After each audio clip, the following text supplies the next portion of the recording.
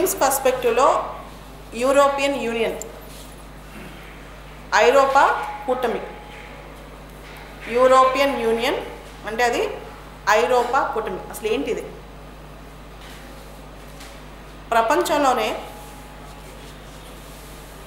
అభివృద్ధి చెందిన ఖండం ఐరోపా, యూరోప్. ఈ యూరోప్లో మొదట్లో 2 గ్రూప్స్ ఉండే, European economic community, European coal and steel community అని.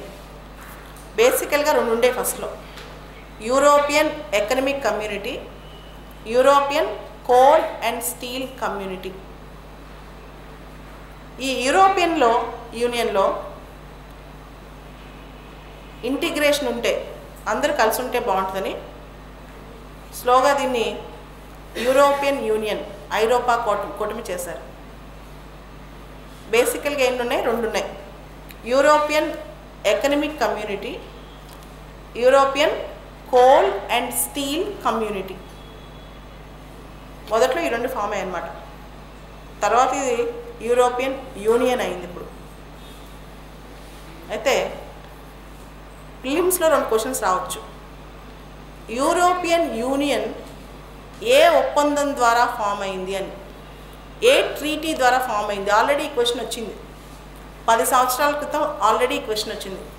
European union Maastricht treaty, Maastricht treaty ద్వారా యూరోపియన్ యూనియన్ ఫామ్ అయింది. రెండో క్వశ్చన్, యూరోపియన్ పార్లమెంట్కి యూరోపియన్ యూనియన్ సంబంధించిన అతిపెద్ద సవరణలు జరిగిన వడంబడిక ఏది అని. Very important treaty for European union organisation and making the European parliament more powerful. European పార్లమెంట్ని బలంగా తయారు చేసిన, యూరోపియన్ యూనియన్లో రకరకాల సవరణలు తీసుకొచ్చిన ఈ రోజులో యూరోపియన్ యూనియన్ నడిపిస్తున్న ట్రీటీ ఏది అంటే లిస్బన్ ట్రీటీ. Lisbon treaty. ఈ లిస్బన్ ట్రీటీ అనేది ఈ మధ్య న్యూస్లో ఉంది. లిస్బన్ ట్రీటీ అనేది ఈ మధ్య న్యూస్లో ఉంది. ఎందుకుంది అంటే బ్రిటన్ యూరోప్ నుంచి బయటకు వద్దామని నిర్ణయించుకున్నప్పుడు ఆర్టికల్ 50 లిస్బన్ ట్రీటీలో 50వ అధికరణంలో, లిస్బన్ ట్రీటీలో 50వ అధికరణంలో ప్రకారం ఏ కంట్రీ అయినా 2 సంవత్సరాలు నోటీస్ ఇవ్వాలి. నేను నీలోంచి విడిపోతున్నానని చెప్పి 2 సంవత్సరాలు నోటీస్ ఇవ్వాలి. ఆర్టికల్ 50 ఆఫ్ లిస్బన్ ట్రీటీ ప్రకారం బ్రిటన్ ఇప్పుడు నోటీస్ పీరియడ్లో ఉంది, నోటీస్ ఇచ్చింది. సో ఏ ట్రీటీ ప్రకారం, ఏ ట్రీటీలో ఏ ఆర్టికల్ ప్రకారం ఐరోపా కూటమిలోంచి ఏ దేశమైనా బయటికి రావచ్చు అనేది క్వశ్చన్ రావచ్చు ప్రిలిమ్స్లో. Article 50 of Lisbon treaty. Okay, so ఇప్పుడు యూరోపియన్ యూనియన్ ఫామ్ అయింది. బ్రిటన్తో కలిపి, బ్రిటన్ దేశంతో కలిపి యూరోపియన్ యూనియన్, ఐరోపా కూటమిలో 28 దేశాలు ఉన్నాయి. There are 28 countries. There are 28 countries in the European union. 28 దేశాలు ఉన్నాయి. దీనిలో మీకు గుర్తుంచుకోవాల్సిన 2 అంశాలు. ఒకటి యూరోజోన్, రెండోది స్కెంజన్ ఏరియా అని. దీనిలో గుర్తుపెట్టుకోవాల్సిన 2 ఇంపార్టెంట్ అంశాలు ఏంటంటే యూరోజోన్, స్కెంజన్ ఏరియా అని. యూరోపియన్ యూనియన్లో ఏ దేశాలైతే యూరో కరెన్సీని తమ చెల్లుబాటు కరెన్సీగా ఒప్పుకున్నాయో వాటే యూరోజోన్ కంట్రీస్ అంటారు. ఏ దేశాలైతే యూరోని తమ కరెన్సీగా వాడుకుంటున్నాయో వాటిని యూరోజోన్లో ఉన్న దేశాలు అంటారు. ఉదాహరణకి బ్రిటన్ యూరోజోన్లో లేదు. బ్రిటన్లో ఇంకా పౌండే ఉంది. బ్రిటన్ పౌండే వాడుకుంది, పౌండ్ స్టెర్లింగే వాడుకుంది. ఇటలీ యూరోజోన్లో ఉంది. ఇటలీ యూరోజోన్లో ఉంది. 17 దేశాలు యూరోని తమ కరెన్సీగా, చెల్లుబాటులో ఉన్న కరెన్సీగా వాడుకుంటున్నాయి. ఆ దేశాలనే యూరోజోన్ అంటారు. రెండోది స్కెంజన్ ఏరియా. స్కెంజన్ ఏరియా అంటే వీసా ఫ్రీ ట్రావెల్. ఉదాహరణకి మన భారతదేశం ఉంది.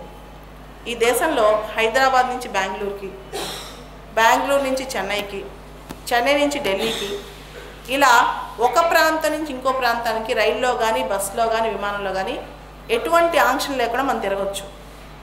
అదేవిధంగా యూరోప్లో స్కెంజన్ ఏరియాలో ఒక దేశం నుంచి ఇంకో దేశానికి ఆంక్షలు లేకుండా వెళ్ళొచ్చు. బస్సు ఎక్కో రైలు ఎక్కో వెళ్ళిపోవచ్చు.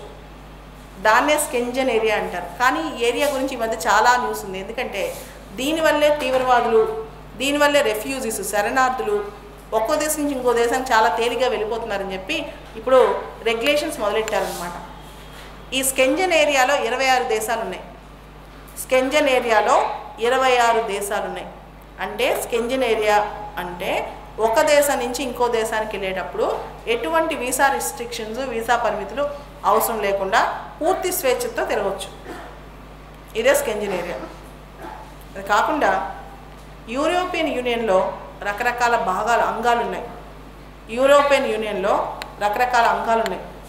European parliament, European parliament, European council, European parliament, European council. European council కాకుండా council of European union, council of European union.